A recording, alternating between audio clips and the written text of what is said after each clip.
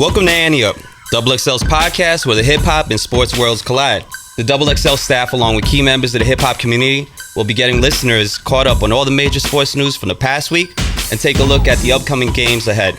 You'll never know who may stop by in this week's episode. This is hip-hop on a higher level. Yo, this is Ante Up. This is episode 4. Yes, sir. XXL's here. This is Manny, my partner in crime. Roger, once again, and we got a special guest today. Legend, man. I'm excited about this show. You already know who this is. Introduce yourself. Yo, Redman in the building. We talk about sports today. Yes. Let's get it. Yes. All right, the first topic. I was watching basketball last night. The guy, Steph Curry, man, he made 2 of the craziest shots I've ever seen in my life. One was by accident because he thought he was fouled, underhanded, made it in. Then also another half-court shot. Is he the best player in the world? Is he better than LeBron right now? Well, is that too much to say? I'm not a big basketball fan, but I don't know. I don't know. LeBron is striving for something, so I'm gonna just go with LeBron. LeBron, right? Yeah, absolutely. What sports do you watch? What's your main go-tos? I'm a boxing fan. Oh, boxing. Oh, let's talk about it. You know what I'll never forget is you and Method Man coming out at that Roy Jones fight. Yes. Oh man, that was. And you know what? When I was coming down the aisle, I was praying that this brother win. It ain't nothing like supporting a brother walking down the aisle doing the song and shit, and he lose. That can't happen. So it was on our side that he won that night. In style, too. Did he contact you to go ahead and walk with you guys and all that? Yes, he did. Sorry about the potato chips. I'm hungry. All good. Yes, he did. Contacted us, and we was always Roy Jones fans too. When he was doing his thing, he was knocking them down. So we supported him. We just didn't support him when he was rapping. Who was your favorite boxer growing up? I like dudes like Pernell Whitaker and like Hearns and these was guys that was putting in work, even though they boxing shorts was higher than the boxing shorts now. But they was putting in work, man, and they was going rounds, man. And even with Ali, man, he was just going rounds. They was going over 12 rounds sometimes. So those guys I admire.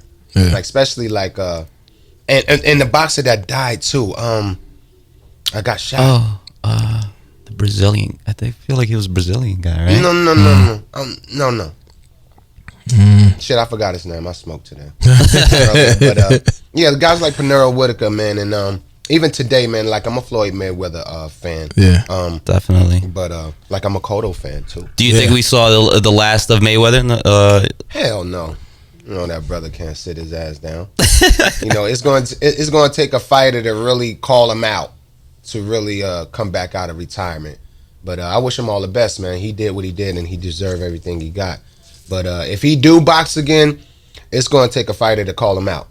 Like, who do you think could give him a good combat? I want to. You know what? There's great champions out there like SOG, the Son of God, man. Mm-hmm. I like his style, man. I would rather see him box Tim Bradley than Berto. Agreed. Agreed. Nothing taken away from Berto. Berto is a great fighter, man. Good fighter, but there's other dudes that been putting in heavier, more work, and like I think like Son of God should have, if they would have matched classes or whatever, they should have went head on with it, or Tim Bradley. Tim Bradley was definitely deserving of a shot. Yeah. He been putting in time for the longest, even with Pacquiao jump off. So. Man, did you I was watching ESPN. When was it? Wednesday? No, not excuse me. Was it Monday when they did the Holyfield special? Holyfield versus Mike Tyson, and they recapped like when Holyfield bit Mike Tyson ear off. It was beautiful because like I remember that time, but I still was too young to understand everything. Like I knew who Mike Tyson was.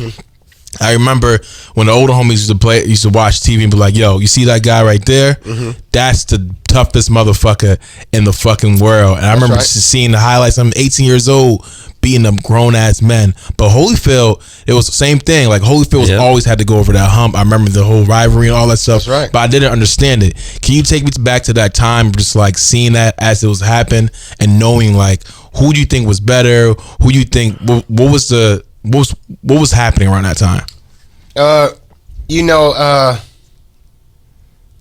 With Holyfield and Tyson, man, Holyfield had the confidence of beating Tyson. I just remember watching that fight, and it was so dramatic. Even on at home with the fans, everybody in the house was like, oh. And, what I remember was, Tyson kept saying Holyfield was headbutting him with that head. He had that head butting him. So he said he kept headbutting him and he got tired of it, so he bit his ear once. He did bite his ear once, and then he bit it again. So I guess, it was just chaos. And, Tyson was going through a lot of shit at that time in his life, man. And, biting that ear was a bad thing for boxing, but it made history. And it made, it was like the biggest thing that ever happened. You even see, spoofs off of biting the ear. Yeah. And I'm sorry that Holyfield had to be the subject of the joke. But, at that time, like I said, man, Mike was going through a whole lot of shit, man. And, that was just one of the things that just came out of that, man, from him getting headbutted and he getting tired. And I felt at that time, he just said, you know what, fuck everybody, fuck the gaga. It looked like it because, like, I don't remember post after that what happened to Mike. Like what was the big thing that happened? Like I can't think of it. Like I can remember his fights with Lennox Lewis and all that stuff, but I can't like what happened after Michael after the ear bite. I don't know. I think he had to pay some money. I think he had to pay some cash. Holyfield wasn't going for that shit. Yeah, this nigga gonna pay. Bite my ear off, hanging off like this. So it. After that, it was just more deep depression, man. Like, for that situation. Like, Holyfield went on and did what he did. Mike, I don't know. I think he just sat down for a moment. Yeah. And, got himself together, man. And I'm just glad that he's back on board, man, and getting at that level he should be, man. Just representing as a boxer that did it and showing how you can still be relevant by, with your brand by doing other things. Like, same thing for... as like for The Rock, he had a very successful career in wrestling. Yeah. And he just made a whole new career in this movie. It's crazy, yeah. So, that's what Mike doing, man. Like, he's been in movies, man. He's been, his books, man, his Broadway shows, man. He's doing a lot, man. And Absolutely. I'm proud of that brother, man. Who's the best boxer you ever seen? I ever seen? Yeah, who's the best boxer? You're like, pound for pound, this is the best boxer I have ever seen.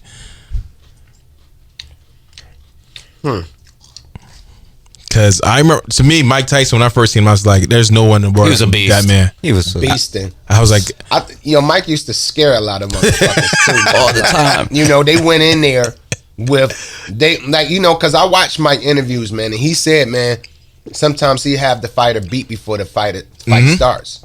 Mentally, yeah. And mentally, and usually that was the case until one dude just didn't give a fuck. You see what happened. Even though that was like an off time for Mike, he was partying his ass off. But Buster Douglas came in there with a frame of mind like, I don't give a fuck who Mike is. My mother died, nigga. I'm in this ring to win. And that's just what happened. But pound for pound, best fighter? God damn it. yeah. Because there's a lot. So many. There's a lot. There's a lot. There's a fucking lot. Pound Especially pound. you go through each class, like the classes. And the years, the decades. I was just like, yo, it's crazy. Like the 90s, like so much. Boxing was... I couldn't even put my finger on that one right now. What about be here another hour trying to figure this shit out. What about I could give me like a 5. Oh, 5. Yeah, give me 5. You'd be like pound for pound. These guys are incredible. These 5 boxers you would coach, you would train. Oh wow, I would definitely have Sugar Ray Leonard part of the team.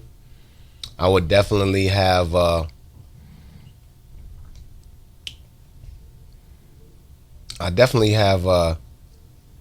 Fuck you. Hold up, man. I'm just trying to, because I don't want my other boxing conscience to be like, oh, you ain't pick me and shit. I definitely have Sweet Pea in there.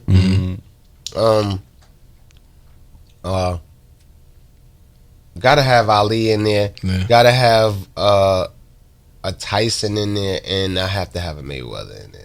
Right for now, my top 5 right now. Absolutely. Nice. Old school joints. Nice. And I respect a lot of the new school boxers too, man. But Now you mentioned that Buster Douglas fight with Tyson that shocked the whole world. Is that the probably most shocking boxing match that you've seen? It was the most like kind of dramatic, shocking.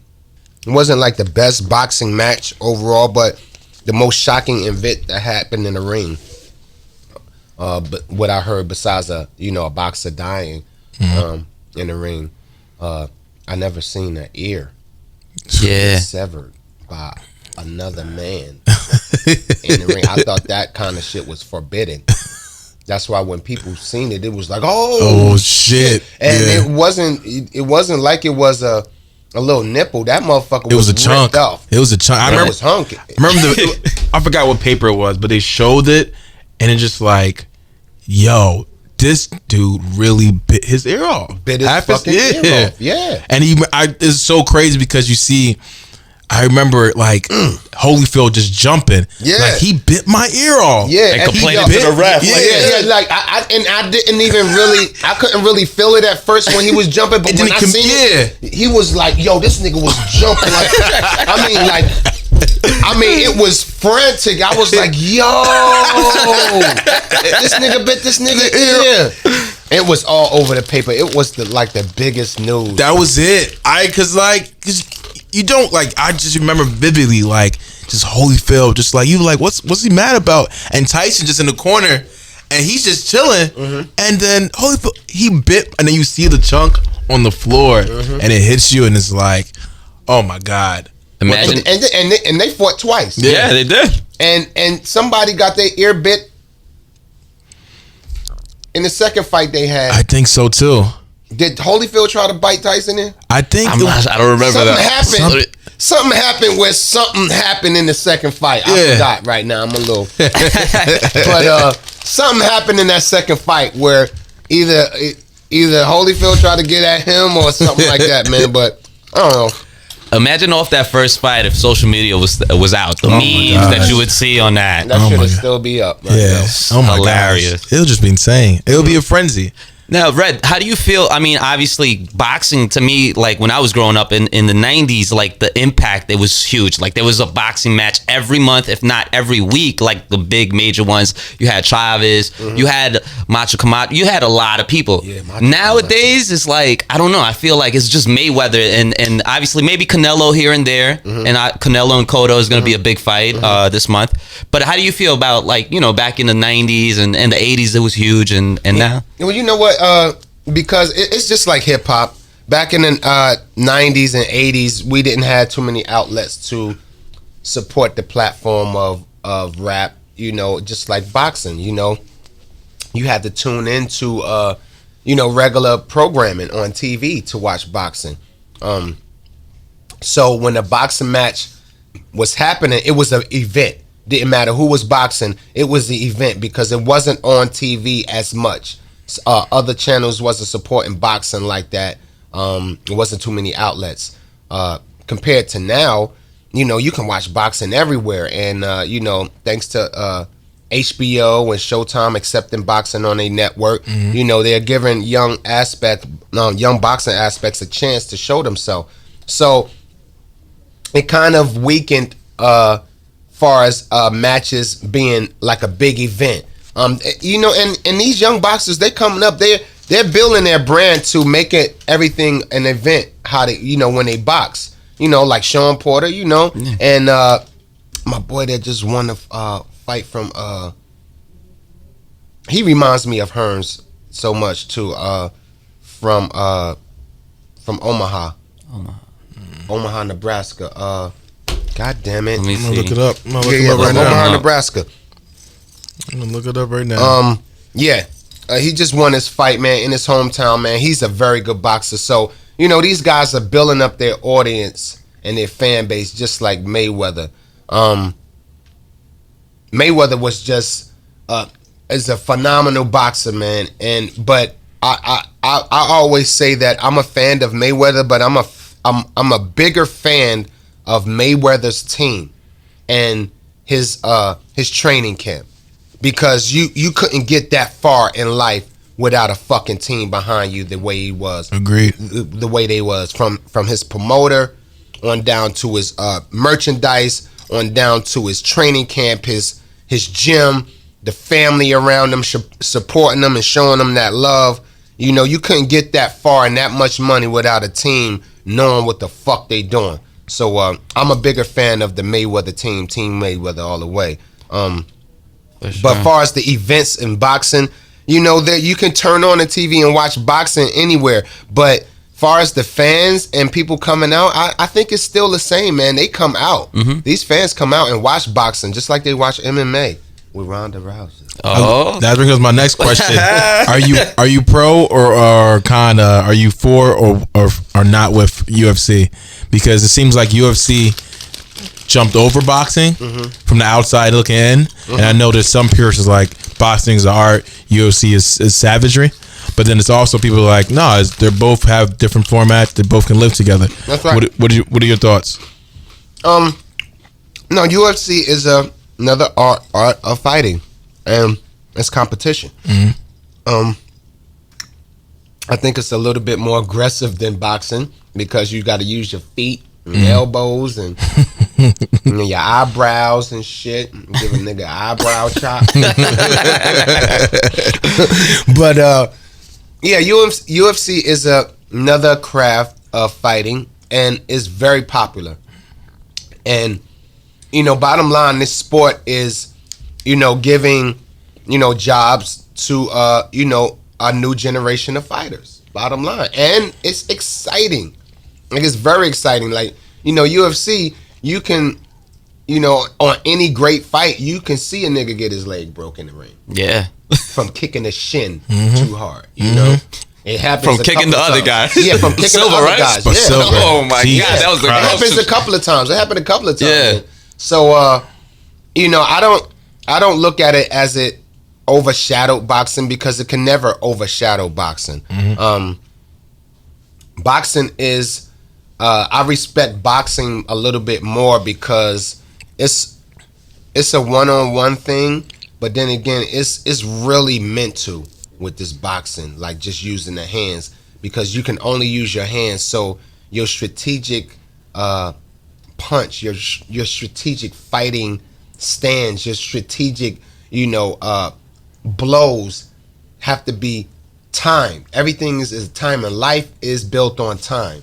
Every move we making in the studio right now is built on timing. So boxing is extremely about timing, and for you to have your hands as fast as they do, because the next man is just as fast as you, if not maybe faster or slower. You have to time him when he's punching. You have to feel when he's about to go for that punch. That's what makes Mayweather who he is, because he beats other boxers' timing far as punch. He knows that extra half of second than the next boxer would. Like, I see it in the ring. About time the boxer, his opponent is pulling back from his punch, he's already in the opponent's face with a punch.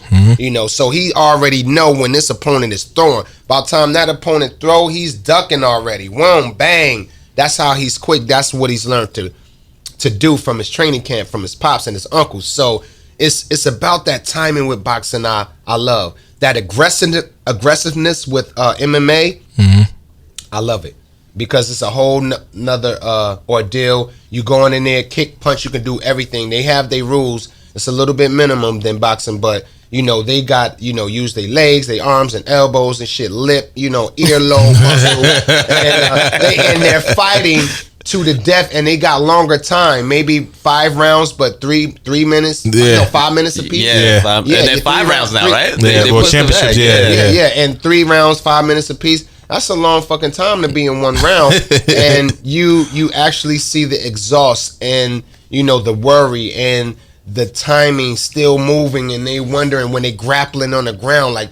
I'm claustrophobic. I couldn't be on the ground wrestling that guy. I pass the fuck out and shit. So, for them grappling that fucking long, sometimes they grappling for like 4 minutes. That is a lot of fucking pressure and tiredness keeping a motherfucker off of you. And once he get that neck, it's a wrap. He's choking you out. It's over. So you're fighting to keep that off of you. So it's 2 levels of that game of art of craft of fighting that I respect, that I love them both. But if I had to choose, it'd be boxing. Yeah. We got to go to a boxing party to Redman's house, I think, Manny, because it sounds like it's lit. I never really threw a boxing party. Oh shit, we should I do never did. Like I went to a couple, but I like either sit down with my brother, we ordered a fight. It'd never really be a big issue. Like my boxing party is. Either sitting with my brother or sitting by myself watching the match and being on the phone and shit. Like, oh shit, you see that motherfucker? Yeah, I told you. We sit on the phone and shit. But, do you jump on Twitter and comment as well? Like, yeah, I do. I shout out boxers when they win and even when they lose.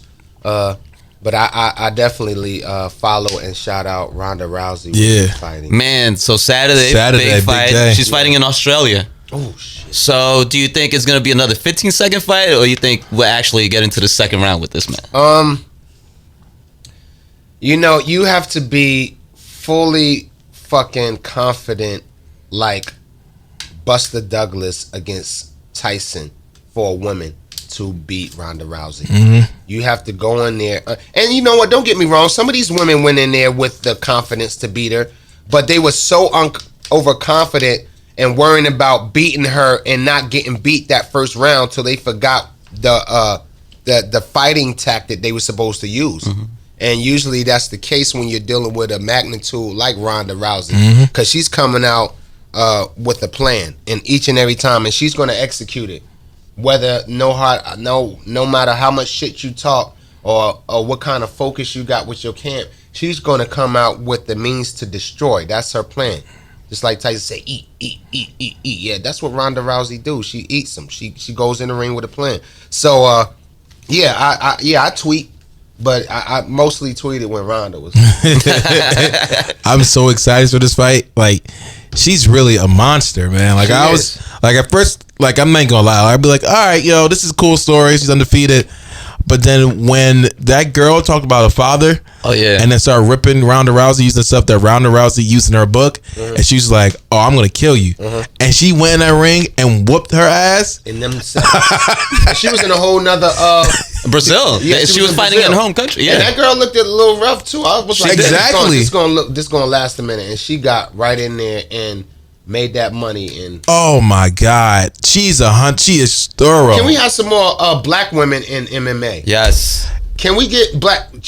Hey, look, when black women get into MMA, it's gonna be a fucking problem. Because I already see them coming up. Like I went to an MMA match with my son because my son, he does MMA a little bit and basketball. Nice. But he's been doing MMA for like 3 years. Then he stopped. Then he go back on. So he just like aggressiveness. But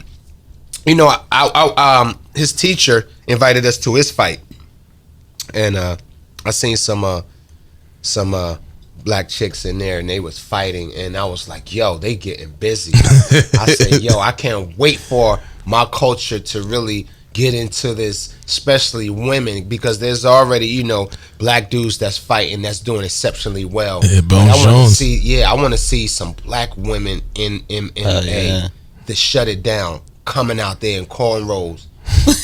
Just like the white chicks do. They come out in cornrows, they ready to fight. I want to see some. Yo, it's going to be problems. Please,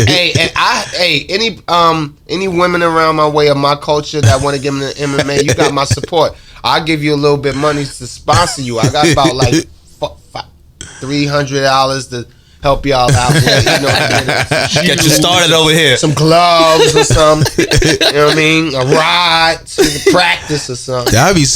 Look, I know a couple of people from Essex County that can get some comp, man. Like I can go back to Irvington and go on Avon. I know a couple of people over there. Okay, Jersey. Yeah. Jersey boy over here. Yeah. I'm very Jersey, very Irvington. Okay, then. Yes, sir. So we can make that happen. That's what's up. We need more of our women in MMA. You know what I'm talking about? But Ronda Rousey, she's incredible. I just want to sit down and have a dinner with her. Yeah. Not trying to hit it or nothing. just to see where she at mentally. Yeah. Because I bet she a sweetheart.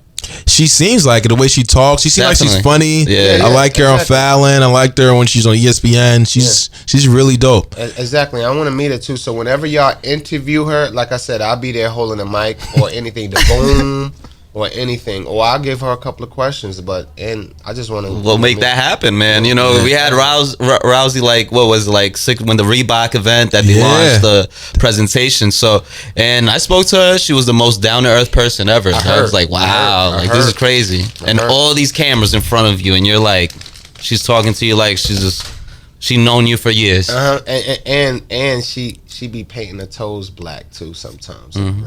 She paint her toes. Yeah. Like I have a big fetish, and sometimes she, like I seen her fight and shit. She had her toes done like a motherfucker. I was like, yo, she fighting in there sexy. Hilarious. We go to the Ronda Rousey camp. How long you think you would last in a match with Rousey? Oh, I'll last 2-3 days. There you go. There you go. Yes. The legend. 2-3 days. Once again, this is XXL. Ante Up here with the legend himself, Redman. Icon. Yes. We here. So, what's your favorite sports memory? What's the sport? Because I'm a huge Giants fan, so my favorite one is the Tyree catch. Like, I remember exactly what I was doing, everything. I remember the Lynn Swann catch. Pittsburgh and Dallas Cowboys, they rivalries. The Lynn Swann That's catch the one, when he caught it out of bounds. It came out in bounds. And somebody knocked him. Somebody flipped him. Oh yeah. I remember that. He still caught it. Yes, I remember that.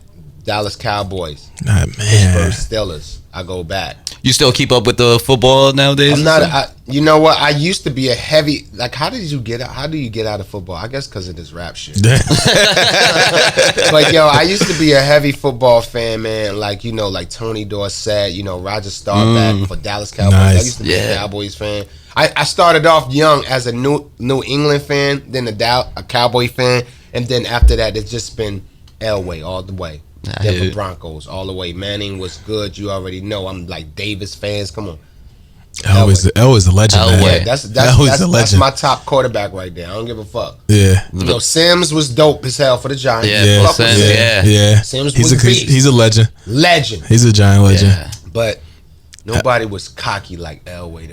First of all, why I even before Elway retired, he said he was going to retire, and he said, "Yeah, I'm retiring." And right before he retired, he went back in and got 2 Super Bowl rings back to back. I was at that game. Nice. 95, 96, nice. right? Yeah. Yes, I remember the helicopter play when he got. That was crazy. How you going to retire, and get back in and win 2 back to back? That Crazy. was incredible. I was so fucking happy for him.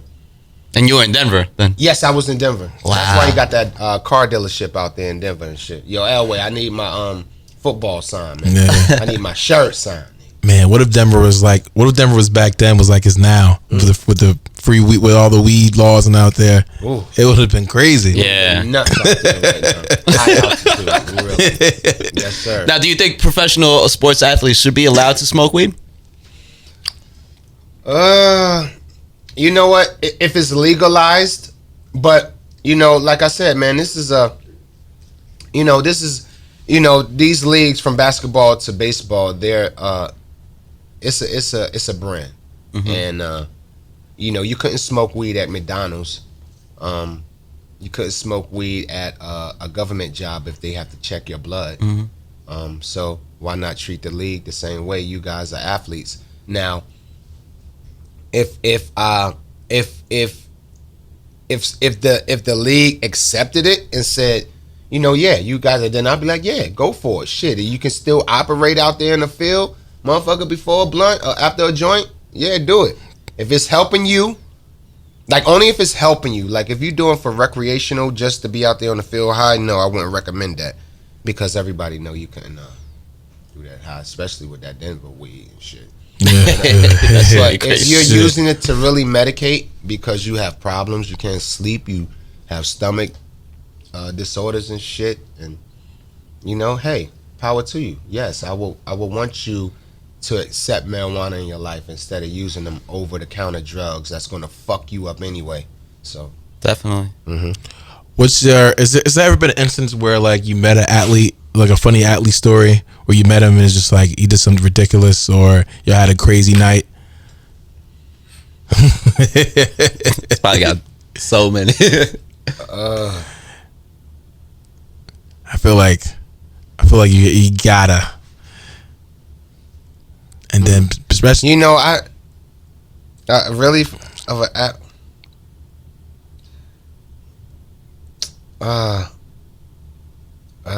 Shit. Shit.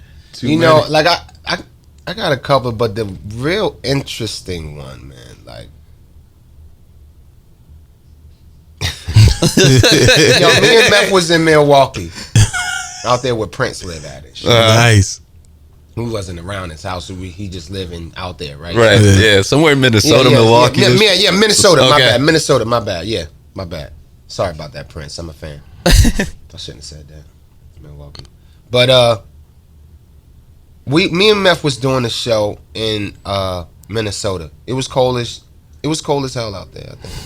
And it was a small town and shit, pretty packed and shit. But it was at a spot where nothing was around, no other stores and other, it's just that spot. And we in the back of the show, like before the show, we was in the backstage, and at our backstage there was a door to the back of, I guess, a parking lot and shit.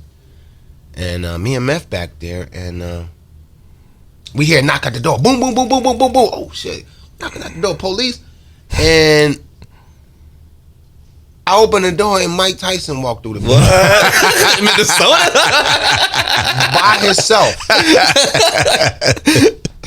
I don't want to, he was with a couple of friends. Yeah. And we looking like, because in the back it was just dark. It wasn't nothing back there. It was just nothing. It was just, I think it was just grass, and he comes through the door and shit, and I'm like, oh shit, Mike. And he was like, yeah, I'm here. I was like, damn, my nigga, like, so I'm like, yo, what's good? I'm like, yeah, he was like, nah, man, I heard y'all was in town, so I just swung through and shit. I was like, oh shit. Yo, I was in a maze. My heart was like, yo. Meth was like, yo. Like, because when a guy like Mike Tyson with that magnitude, you walk in with, you're announced. Yeah. We have Mike pulling up in a minute. Mike is now in the building. Mike is walking over to you now. Mike is He's at the coming door. through the back of your dressing room now. He will be there in 5, 4, 3.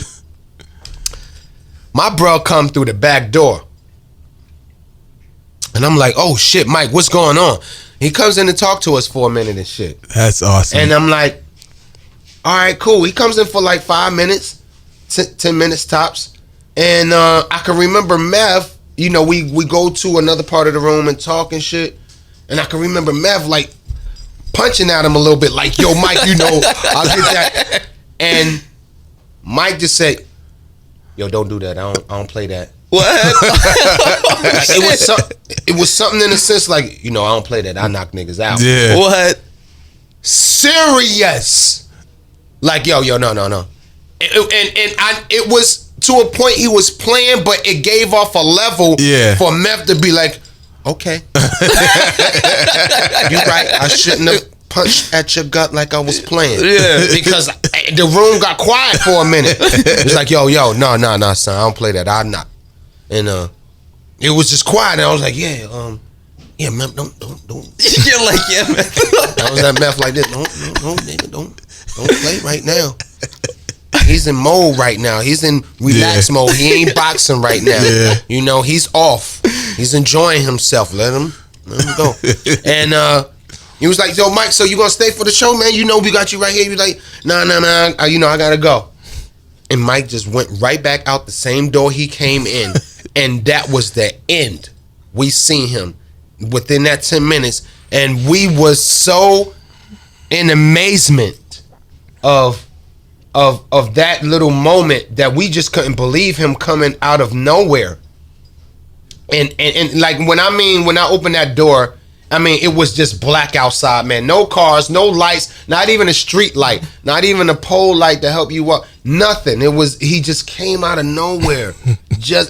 It was like to a point he was riding like, oh shit, red and meth in this bitch. Let me stop in and let me go around the back so I won't cause no drama. And that was it, man. That's awesome. That's like such a classic story, man. Whenever y'all interview Meth, you ask him. I don't want to be wrong about this, but I know that's what my memory remembered because I was smoking. I was high. I was smoking right before the show, but I wasn't that high to not notice that Mike Tyson came through the fucking back door and Meth punching out his stomach. He was like, "Oh, son, yo, and it, just like this, it was quiet. What were you doing at that moment when that happened? You were looking because I was sitting down looking. I was, talking to Mike from a distance over. Like he was. Like Mike was like right over there where that poster was where I'm at, and Meth was like right over there by Mike, and Meth like, yo, you Tyson, I still, I gotta know. He was like, oh son, wait a minute, easy, and it gave off a vibe like that eyebrow raised a little bit, the rock eyebrow, and then it was just like that Tyson face, and I can tell when somebody. If he would have said it with a smile, like, yo, no, you can't do that, man, But it was like, yo, son. It was real. This was straight. Tense. Got quiet. And we was deep, too. Like, we had our boys back there. Yeah. But none of our boys, we wasn't, Not like Tyson. With the boxing. No, we wasn't going to try that. Oh, not man. right now. I mean, we would have had to do what we had to do, but we wasn't going to try that. We just rather had told him, no, now ain't the time. Now is not the time. And we pieced it up. He showed us love. He said, I just came by and showed y'all love. I heard y'all was in town. My people said y'all was around. So, I just came by to show y'all love. And that was it. He disappeared. Nice. Man, classic story. Such a great sit down with him. Yeah, man. Yeah. You got stories for days. You can keep us here fucking crazy. For a week. It was fucking crazy. Man, Redman, so tell us what you got going on right now. Obviously, Mudface dropping. Yes, Mudface dropping tomorrow. Mm-hmm. Talk to us about that a little bit. Mudface's first solo project off of independently too. And being independent, and I'm thanks for everybody who supported me that was on when I was on Def Jam. But Mudface is my first solo project, independently distributed through In Grooves Universal, and I was supposed to do Muddy Waters, the album, Muddy Waters Part 2, but the magnitude I want to take that is going to take a little bit more time. So next year, 2016, I'm gonna drop it next summer. Nice. This album was just to keep some relevancy in the game. I got a brand, Redman. I got to keep going to feed my babies. My goddamn baby's Catholic school is 10 grand. Goddamn it! So I just added 10 grand onto my life and shit, a year and shit. But I got to do it. So I'm dropping music. I never stop. This album is in between album. I would say an appetizer to Muddy Waters 2 to give y'all some hip hop feel. Like I'm into giving orgasms. Nice. And shit. I'm into giving that good feeling in music that you miss. That's what I base my career on. Is always going against the grain and doing left when y'all went right. So this album is just bringing y'all that hip hop feeling. I ain't saying I want to shock the world. I'm not reinventing the wheel. I'm just giving you boom bap shit. Producers, Rockwaller, me, Labor Department, Mike and Keys, known as Futuristics, Rick Rock, who produced the first single, Dope Man, featuring Stressmatic. My boy Jalil Beats. My boy Theory Has It. My boy Boris from Symphonics. My boy Dez the producer, Ill Mind, and Marvel.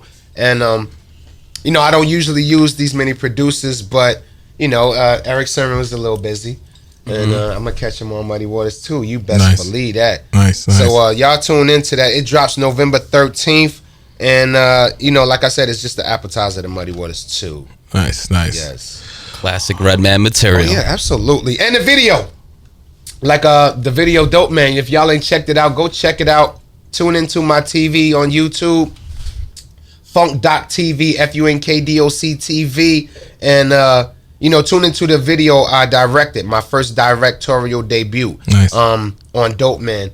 And I say that because I've been directing like since the 90s. All my videos from I Be That, all those were my ideas. Everything on down y'all ever seen from me was basically my ideas working with another director with his ideas. Now this video is just cleanly stamped my name, Redman director, and it's a great video. It's a good video. Everyone love it. So y'all tune in for that. Behind the scenes. Nice. I want to do behind the scenes in Hollywood. I'm working at trying to shop scripts. Nice. Shopping scripts. Directing. Off of the video, I got a directing job to direct a movie. So I want to get more into that. Nice. And I don't know, my crew Gilla House, man. Just watch out for us. Big up to my crew, Def Squad and Wu-Tang. We still making music. And big up to my artist, Miss Amber Lachey from Atlanta, young R&B artist that's exploding, about to explode, and Melanie Rutherford from Pontiac. Nice. But you know, I got overall, fellas, I got work in. I got a lot of projects in work right now, and the name of the game is branding. And you know, big up to all my peers from Busta Rhymes on down to Method, on down to Raekwon, on down to you know, Tribe, on down to Keith. You know, we still here. And we're not going nowhere, and the game has left a big open door for us to still drop music. So I encourage all my peers, let's take this shit over. Yes. Indeed. Yes. Indeed. Oh, give them the Twitter. You're gonna be commenting the Rousey fight and all that. Yeah, absolutely. You can hit me on Twitter, like at the Real Redman. I'm on Twitter. On IG, I'm Redman Gilla, REDMANGILLA on Instagram. And you want to tune into things I'm directing, my opinions and shit, you can tune into those social medias or my website, www.redmansworld.com, REDMANS world.com. And come check us out at the store. Like tonight, I'm having a little mud face listening joint at my store tonight, at our store, me and my partner's store. Richmond Hood Company, 827 Castleton Avenue, Staten Island, New York, or www.richmondhood.com. Yeah, and that's how you can find me and tune in to what the fuck I'm doing. Hey, yo, Def Squad, we doing another album. How High Part 2 is in the makings right now. It's being written. Hopefully by 2017 we'll be dropping the movie, and by this time next year we'll be shooting the movie. Blackout 3 with Red and Meth. Hopefully we wanted to tie that in as the soundtrack to the movie, but we know that the movie's going to take a little time, so we're going to drop the album, drop a single next year, and continue that. And yeah, we got a lot of work, man. It's a blessing that we're still here, and it's a blessing that we still have relevancy in this time and day and age with this sensitive ass generation. Yes. And that comes from, you guys, especially like XXL, as I said earlier. XXL in any way, from sports to, on the music culture, has been a cornerstone. And, I don't know where the fuck we'll be without, our cornerstones doing their job. And XXL is definitely one of them. Show everybody in my camp love, as far as being on the cover, having interviews, features, everything, even having me up here today. So, it's guys like you that keep us motivated and going, man. So thank you. For having me. Thank you for making the music for us to be here, man. Yeah, exactly. So it all works around, yeah. Man, great show. Great show. Guys, thank y'all. Yes. Thank y'all for coming out. Yes. Episode 4 of XXL Ante Up. This is Manny. Roger. and the legendary Redman in the building. This is XXL Ante Up, bitch. and We out. tune Peace. back